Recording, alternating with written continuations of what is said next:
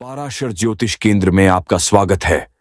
आइए जानते श्री माधवानंद शास्त्री जी से इस वर्ष से पितृपक्ष कब से शुरू हो रहे हैं, कौन से पितृ का किस दिन श्राद्ध करना चाहिए, स्वाभाविक मृत्यु वाले का श्राद्ध कब करें, जिनकी अकाल मौत हुई है उनका श्राद्ध कब करें।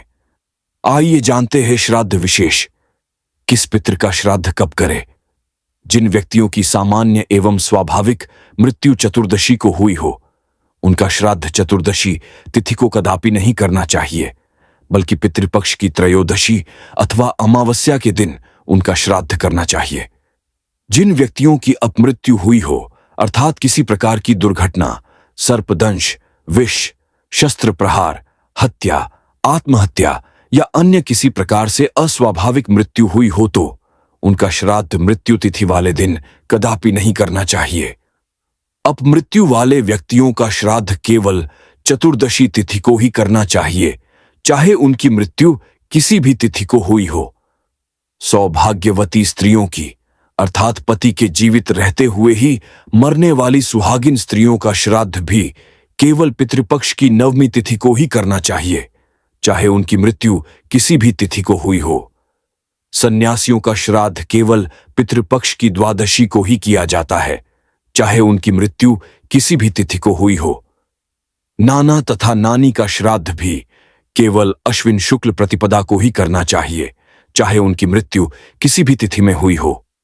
स्वाभाविक रूप से मरने वालों का श्राद्ध भाद्रपद शुक्ल पूर्णिमा अथवा आश्विन कृष्ण अमावस्या को करना चाहिए। श्राद्ध की तिथियां इस प्रकार है। पूर्णिमा श्राद्ध 7 सितंबर, प्रतिपदा श्राद्ध 8 सितंबर, द्वितीया श्राद्ध 9 सितंबर, तृतीया श्राद्ध 10 सितंबर, चतुर्थी श्राद्ध 10 सितंबर, पंचमी श्राद्ध 11 सितंबर, षष्ठी श्राद्ध 12 सितंबर, सप्तमी श्राद्ध 13 सितंबर, अष्टमी श्राद्ध 14 सितंबर, नवमी श्राद्ध 15 सितंबर, दशमी श्राद्ध 16 सितंबर, एकादशी श्राद्ध 17 सितंबर, द्वादशी श्राद्ध 18 सितंबर, त्रयोदशी श्राद्ध 19 सितंबर, मघा श्राद्ध 19 सितंबर, चतुर्दशी श्राद्ध 20 सितंबर, सर्वपितृ अमावस्या 21 सितंबर।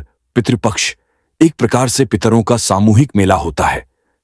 इस पक्ष में सभी पितर पृथ्वीलोक में रहने वाले अपने अपने सगे संबंधियों के यहां बिना आह्वान किए भी पहुंचते हैं तथा अपने सगे संबंधियों द्वारा प्रदान किए प्रसाद से तृप्त होकर उन्हें अनेकानेक शुभाशीर्वाद प्रदान करते हैं, जिनके फलस्वरूप श्राद्धकर्ता अनेक सुखों को प्राप्त करते हैं।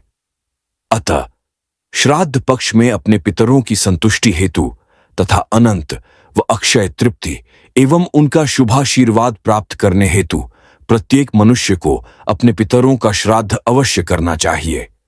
जो लोग अपने पूर्वजों अर्थात पितरों की संपत्ति का उपभोग तो करते हैं लेकिन उनका श्राद्ध नहीं करते, ऐसे लोग अपने ही पितरों द्वारा श्रापित होकर नाना प्रकार के दुखों का भोगते हैं। प्रत्येक सनातन धर्मी को अपने पूर्व की 3 पीढ़ियों पिता, पितामही तथा प्रपितामही के साथ ही अपने नाना तथा नानी का भी श्राद्ध अवश्य करना चाहिए।